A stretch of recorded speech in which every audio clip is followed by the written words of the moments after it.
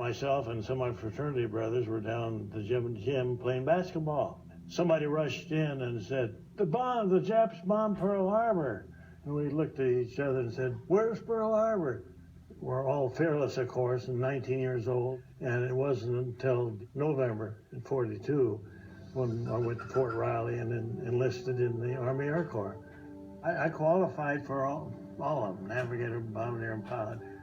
But they must have needed bombardiers that week because they took me in the bombardier school. And there were 10 of us. And we trained together and slept together and then flew overseas together. We flew on over to Libya and then up to Italy. We were assigned to the 719th Squadron.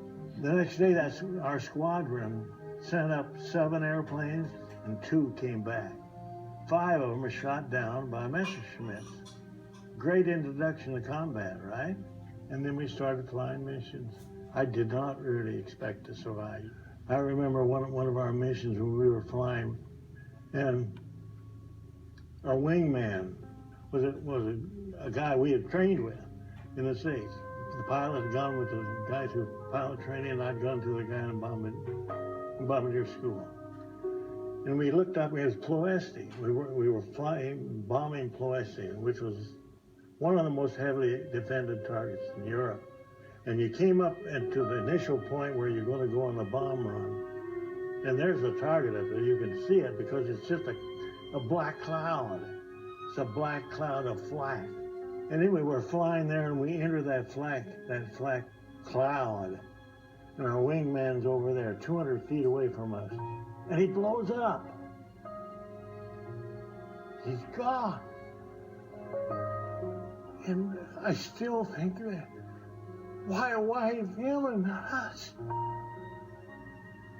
And I still wonder, because it made no sense. Over half our guys didn't make it.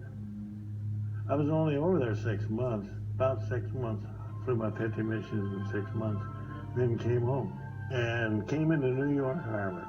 And there was the Statue of Liberty. And that was a great sight.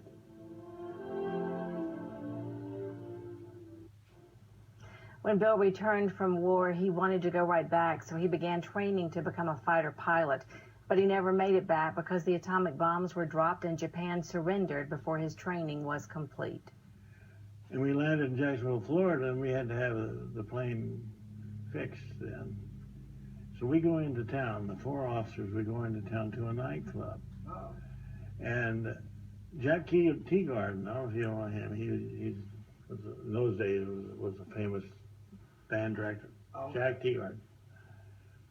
World famous. I mean, this guy was really good, had a good orchestra, a Glenn Miller type orchestra. And so we go to this nightclub, and it's a whole sea of white uniforms. Just a Navy town. Yeah.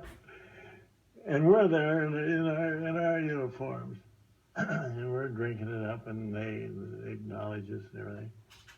So then they come up and they say, hey, you guys do anything or sing or anything? And, well, I had sung some before the war, so I said, yeah, I like to sing a couple of songs. So I looked at what he had, and I said, well, Old Black Magic. Frank Sinatra had just released it, and you must remember this. A kiss is just a kiss. A sigh is just a sigh. And Casablanca. So I pick those 2 and I sing them, and do all right, you know. But anyway, I sang for Jack Teagarden on the way to Europe. Wow. But Old Black Magic, and I still sing Old Black Magic when I'm in the shower all the time. Oh, sing it now. That old black magic has me in a spell. That old black magic that you weave so well. Those icy fingers up and down my spine. The same old witchcraft when your eyes meet mine. the same old tingle that I feel inside. And when that elevator starts its climb, then down and down I go, round and round I go, in a spin, loving the spin I'm in, under that old black magic called love.